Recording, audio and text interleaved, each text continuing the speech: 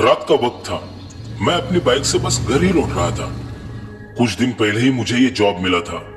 कभी day shift तो कभी नाइट शिफ्ट करके मैं बहुत थक जाता था। अभी भी जब मैं ऑफिस से निकला तो रात का 1 बज चुका था। अपनी शिफ्ट खत्म करके बहुत से लोग मेन रोड की तरफ जाते हुए मुझे दिखाई दे रहे थे। मैं भी उनके साथ मेन रोड की तरफ निकला। कुछ देर मेन रोड पर चलने के बाद हम सबके रास्ते अलग अलग हो जाते थे। हर कोई अपने अपने ठिकाने की तरफ निकल पड़ता था। मैं भी अपनी बाइक लेके निकल पड़ा। रात काफी हो चुकी थी। दिन भर जो भगदड़ इस रास्ते पे मची रहती थी उसका अब नामो निशान भी नहीं था। एक आध बार ही कोई मुझे सामने से आता हुआ नजर आता या फिर कोई मुझे ओवरटेक करके आगे चला जाता। मैं भी अब हाईवे से निकल के एक दूसरे रास्ते से घर की तरफ बढ़ रहा था। यहाँ पे तो मेरे अलावा कोई भी नजर नहीं आ रहा था। गाड़ी की हेडलाइट में दिखाई देने वाला वो लंबा सुनसान रास्ता किसी अजगर की तरह सुस्त दिखाई दे रहा था। रात का वो सन्नाटा बहुत ही डरावना था, लेकिन क्या करे, मजबूरी थी। नौकरी संभालनी थी, नाइट शिफ्ट में काम करना जरूरी था। मैं अपने ही विचारों में खोया हुआ था। रास्ते पे कोई नहीं था, सो मैं अपनी बाइक रास्ते के बीचों बीच चला रहा था। आखिर यहाँ पर मुझे पूछने वाला था भी कौन। तभी मुझे पीछे से हॉर्न की आवाज आई और मैं अपनी बाइक को रास्ते के किनारे से चलाने लगा। कुछ ही पल में वो बाइक मुझे ओवरटेक करके आगे चली गई। मैंने देखा कि उस बाइक पे कोई कपल बैठा था, शायद पति पत्नी हो। उस आदमी ने काले रंग का जैकेट पहना हुआ था और उसके पीछे बैठी महिला ने लाल साड़ी। अचानक एक बात पर मेरा ध्यान गया। उस महिला की साड़ी का पल्लू पिछले व्हील के बिल्कुल नजदीक ही फड़फड़ा रहा था।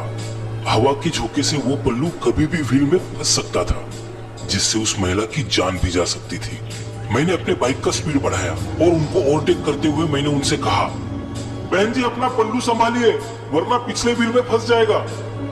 उस महिला ने मुस्कुराते हुए अपना पल्लू संभाल लिया, लेकिन उसका पति मेरी ओर बड़ी अजीब नजर से देखने लगा। मैं आगे निकल गया।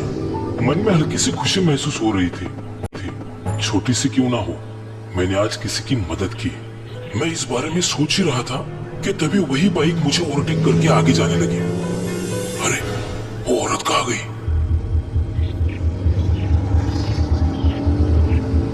अरे भाई साहब, आपके पीछे जो महिला बैठी थी वो कहाँ है, जिनको मैंने पल्लू संभालने के लिए कहा था?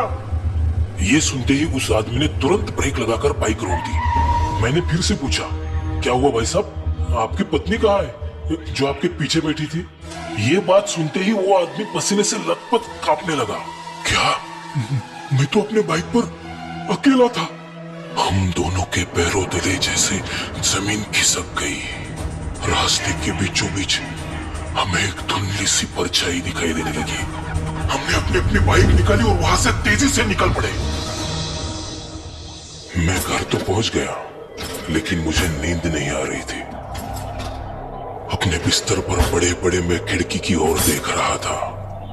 मेरे जीवन में पहली बार मैंने ऐसी अनहोनी घटना देखी थी जिसका मैं हमेशा मजाक उड़ाया करता था। मैंने जो भी देखा वो मेरा वहम तो बिल्कुल भी नहीं था। बाइक के पीछे बैठी वो औरत जिसने वो लाल रंग की साड़ी पहनी हुई थी, हवा के झोंके से उड़ता हुआ उसका वो पल्लू बिल्कुल इस खिड़की के पर्दे की तरह ही फड़फड़ा रहा था। बिस्तर पर पड़े पड़े ही बहुत देर तक मैं उस पर्दे को ही देख रहा था। मेरे कमरे में छाई वो खामोशी मुझसे बिल्कुल बर्दाश्त नहीं हो रही थी।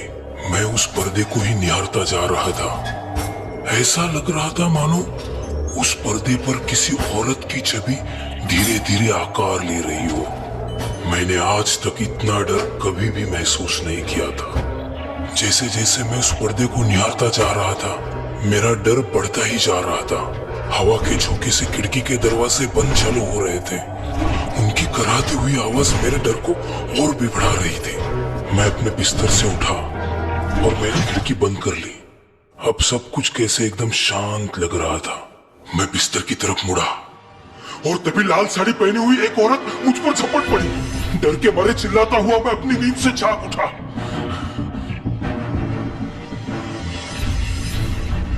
सपना, मैं सपना देख रहा था।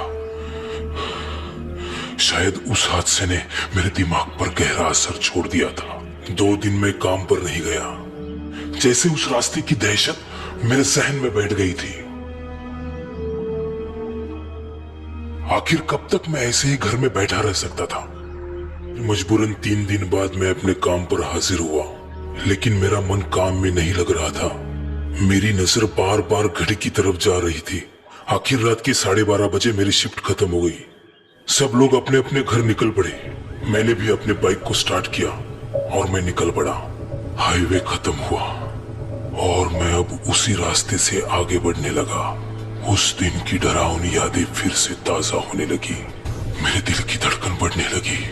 डर का साया मेरे पूरे दिमाग पर छा गया। तभी मुझे मेरे पीछे से गाड़ी का हॉर्न सुनाई दिया।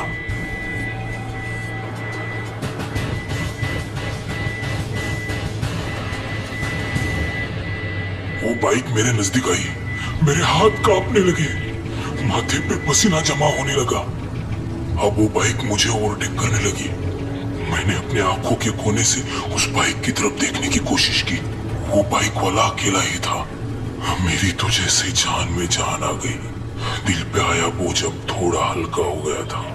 मैंने उस आदमी की तरफ देखा और एक हल्की सी स्माइल दी। उसने भी मेरी तरफ देखा। भाभी जी को अपना पल्लू संभालने के लिए कहिए, वरना पिछले पहिए में फंस जाएगा।